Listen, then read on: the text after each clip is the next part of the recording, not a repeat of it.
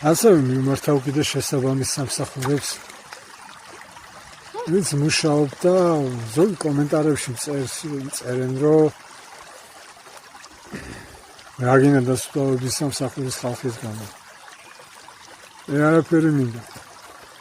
მე უბრალოდ იმას ვაფიქსირებ, რაც არის რეალობა რა.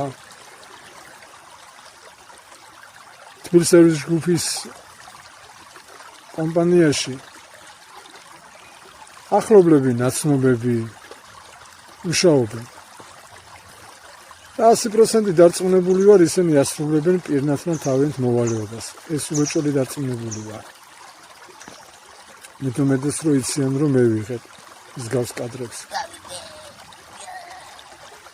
მე იცი რა მიკვირს იგივე ხელფასზე. სხვა რომ მუშაობს. ვაი მუშაობს, ის კი არ მუშაობს, ის საჭკაობს, ის ფეხს ითრევს. ჩრდილშია წამოწოლილი და ისვენებს. იმის თქმა მინდა რომ თქვენი გაკისრებული ვალდებულება, რომელსაც არ ასრულებთ პირნათლად, ხო? თქვენ ნამუზე იყოს. იცი რატომ იგივე ხელფასზე მუშაობს ის შენი თანა შრომელი, შენი მეგობარი, ოღონდ სხვა ზონაში არის და იგივე ხელფასზე წვალობს და ის პირნათლად ასრულებს და შენ კიდე საჭკავად.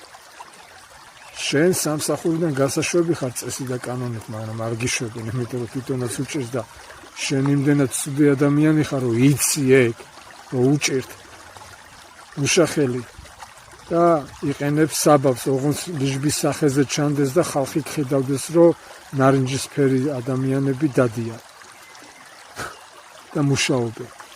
ვინც მუშაობს, ის ჩანს, ჩემი თქმა არ სჭირდება და სადაც არ მუშაობ და თქვენ გეხებათ, იქ არ ჩანს და იმას ვასაჯაროებ.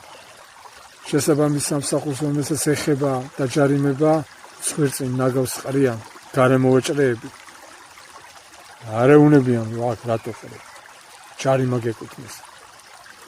კაცრი ხელია საჭირო.